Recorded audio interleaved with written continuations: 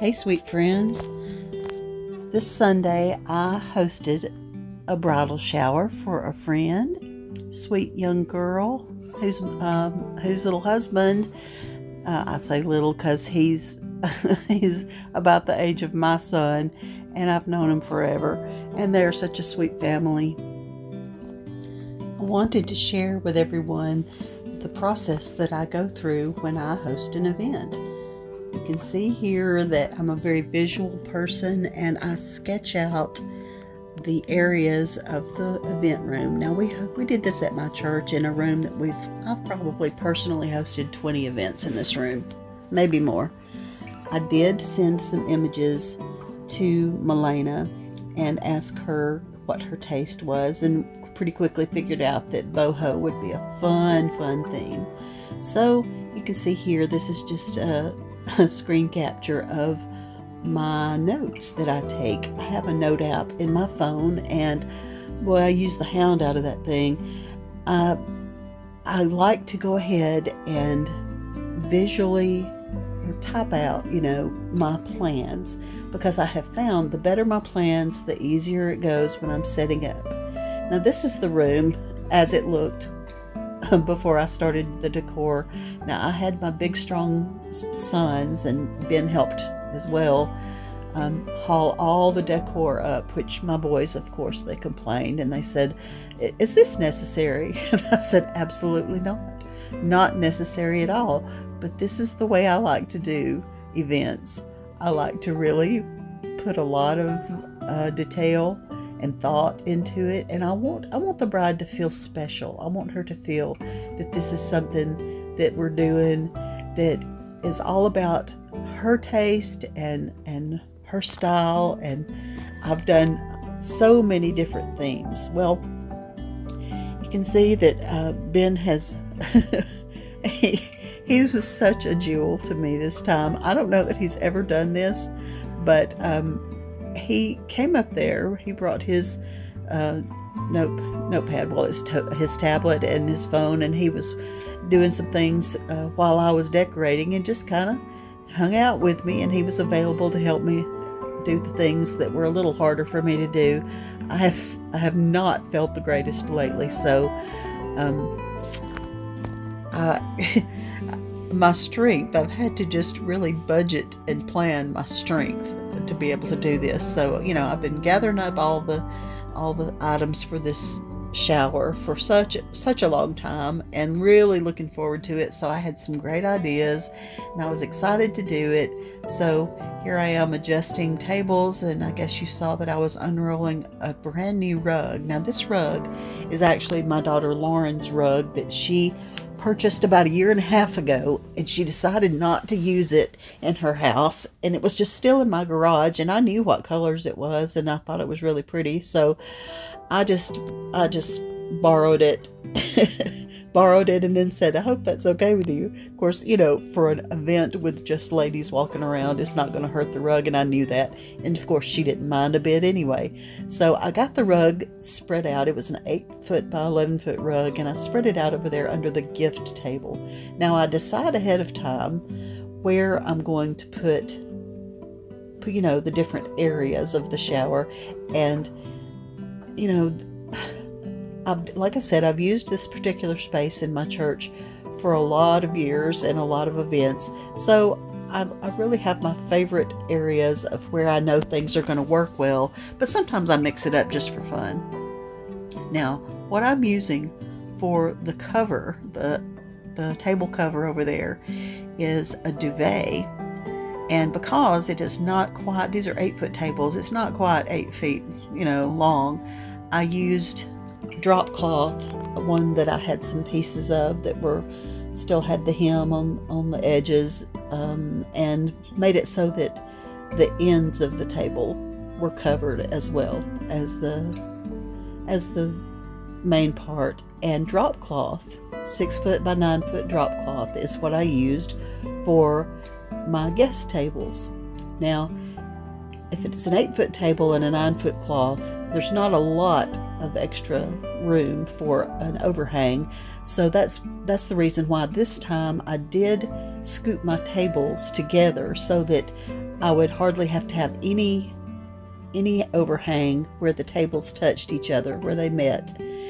And the drop cloths, I got those from Lowe's. You can also get them from Harbor Freight, Amazon, anywhere, you know. But the canvas drop cloths, to me, are just a really good neutral, and I love the texture, the thicker texture of using those. And they did come out with the fold marks still in them, and I decided pretty much immediately that I wasn't going to worry about that it kind of added to the rustic look of it. And I did not, if I'd wanted to, I could have washed and dried those drop cloths ahead of time, but I decided that was a little more work than necessary, so I just didn't do that. Okay, what I'm doing back there now is making a backdrop for the table. I mean, you know, there's nothing wrong with the just plain painted wall the way that it is, because it's a nice neutral color. But I do like, and I often do this, I use some kind of big piece of fabric, and this time it is a Nicole Miller shower curtain that's brand new that I got from a thrift store for about $3, and I think it's absolutely gorgeous, and I've been saving it for something special. I've never used it on my shower. All right, the other thing I'm placing there is a neutral textured rug that's never been on the floor. I have used it only on my table at home, my dining room table. It's from Five Below. It's a rug, but I feel like the rugs from Five Below, or anywhere that you would find a rug, make really lovely table coverings. My family for everyday life doesn't do well with a tablecloth. It just, you know, I've got grandbabies and big old guys, and they just scoot it around and make things crooked, and it drives me nuts. So what I do is I like to use the runners. I mean, the big oh, I'm looking. I like to use them as like a big runner. Ben had to come help me. One of the table legs had a problem standing up straight, and I was afraid the whole table was going to fall. But those are, I mean, they're great tables, but I don't know, somebody must have jammed one of those legs. So he came over and helped me get that undone. And those are wood chargers that I got those from my friend Tracy. She bought them for a wedding that she decorated for and she hosted, and then I traded around and bought those from her. There's 10 of those chargers. I've used them in my china cabinet at home. There's little Moroccan shelves, and then there's the beautiful little houseplant that Joel actually had with him in his dorm room, and he took such good care of it. It has really grown. I don't know what the real name for that plant is, but we always call it mother-in-law's tongue, which I think is so funny now that I'm a mother-in-law. Okay, so I was playing around with some different ideas for the centerpieces for those chargers, and I did have those little silver, I don't know, silver dollar eucalyptus, I think that's what they were called, but they're very neutral and almost translucent, and I did get those at Pop Shelf, but I ended up taking those back off. I decided I just wanted the greenery. So, you know, it's a mad amount of stuff that I bring when I do the decor. Okay, I brought those ferns from my front porch, and the wicker lanterns, I ended up using those as pedestals for the ferns. And at this point, I'm just kind of walking through, trying to see if that's how I want it to look or not. I decided to use the beverage table against that wall, and at this point I've already added a few other things. You can see my rustic ladder over there in the far corner. That's the one that I have had hanging above my bathtub with the vines and greenery on it. I've got the olive trees that I actually made those from some olive stems that came from Walmart, and the round mirror came from Ross. That mirror is actually, I picked it out knowing that I would use it as decor, and also knowing that I would give that as a personal gift to Milena. So that's another thing that I love to do. I love to talk to my brides and see exactly what their taste is, so that, for lots of good reasons, so that if I decide to purchase a big special piece of decor, then after the shower is over, that can be part of their gift. So that's what I did. You can see I used a rug. That was a new rug from Five Below under the beverage table over there, and we did use carpet tape to make sure that no one tripped. We taped the edges of our carpet down so that there would just not be any issue, because of all people, I'm the one who normally trips over the corner of a rug somewhere. Now, you couldn't, if you're in a space where you don't need to use nails, you're going to need to use command hooks. But I used the skinniest little nails possible and removed the nails when I was done. And because this is my church and I've been doing events in this room for 20 years, I know that occasionally you need to come back with a little bit of putty and fill in your holes, but these were little teeny tiny holes. But sometimes I use push pins because those make such a tiny hole that paint actually even fills that up. Now, I did use these little wood embroidery hoops that had succulents attached to it. I used those above the drink table, and hey, look at that gorgeous vase. That's the statue head that came from Pop Shelf. It was $12. I loved it. I've been wanting one of those for a while. I'm not sure if it's truly boho style. I don't think it is, but it was cute and I liked it, so I used it. Now this is the food table. It's in the skinnier part of the room, directly across from the kitchen. That's one of the reasons this room is so great. It has a kitchen. So here I go, putting baskets on the wall. Now, my basket wall that I had at my house, I took those baskets down when it was, I was in the mood to switch that out. And those are all at Olivia's house. She's using them above her couch in her house right now. But I had enough time and enough baskets that I had gathered enough for another basket wall arrangement, and I thought that would be awfully pretty to put above the food table. So here I go. I'm just kind of arranging it as I go. I don't think it out a whole lot. I don't lay it on the floor and decide where they're going to be perfectly balanced. I just kind of madly go up there and do it, which is what I did the first time I ever did it at my house. But the pampas grass over there, that little bundle of pampas grass, I'm sure you could get those at Hobby Lobby and Michael's, but that little bundle came from TJ Maxx, and I already had the large clear jug that I knew I wanted to put those into. So I did go ahead and put that on the table before I started doing the wall arrangement, because I knew that tall pampas grass needed to be, not to have too much behind it. I wanted it to show up. And there's my little vintage milk stool that is such a beautiful natural wood color that I thought it would be pretty to have on the food table to either put food on or just decor. And then there's a couple of little seagrass trays that I ended up using over there on right here. They're sitting on the table, but I ended up using those on the gift table. Now, the greenery that I have is greenery that I use in my home, and that my three daughters that, I've done their weddings and receptions, and I have collected a good bit of greenery. I have a nice collection of greenery and florals, but this boho theme to me just needed to be natural with greenery. I didn't use florals this time, but I do have a lot of florals, and sometimes I do use them. Okay, so I've got a wood tray turned upside down that I intended to put the cake, which we did put the cake on, and the wood beads, and a little painted wood bowl. And I was trying to decide what to do with this, and I ended up using it.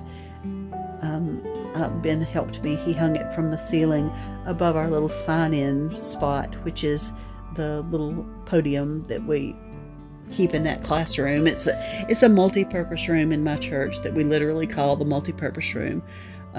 There is a Sunday school class that meets in there. So here is an overall look of the finished decor, and I used a coffee sack hanging up just because I thought it was cool. And Ben had hung that little potted thing up for me, and I used one of my ferns in a basket with some other baskets just stacked with some little fabric just kind of hanging out of it. Now here you can see where I have the plates and forks and napkins arranged. I used just the clear Chinette crystal plates this time. Had some smaller ones for cake and the larger ones for the other food items, and I put it on one of the wood chargers. The little container that's holding the clear forks is a $5 planter from Dollar General, and I happen to have the little basket already, and that made a nice arrangement.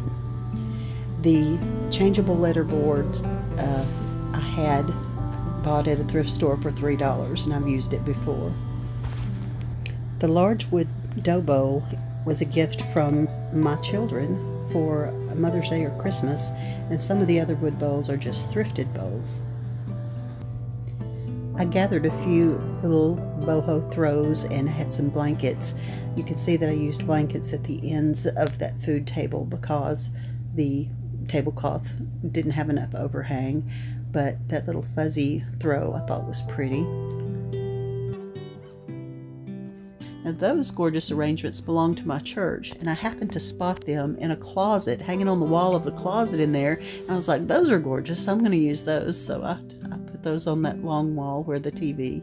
And sometimes I cover up the dry erase board, but this time I had enough stuff going on that I didn't do that. But as you can see, I also located some little white cake stands that I put under my olive trees.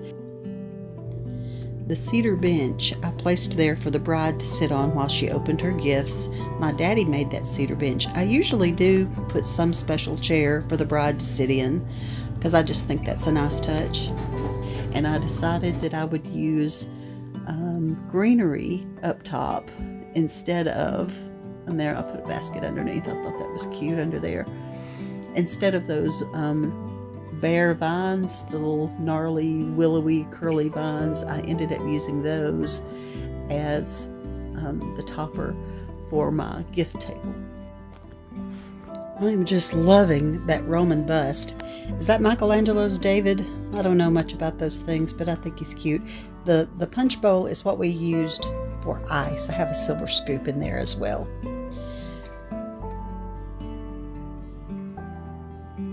There are a few more things added to the gift table. I did also put a throw across that little cedar bench, and the box with the chalkboard top.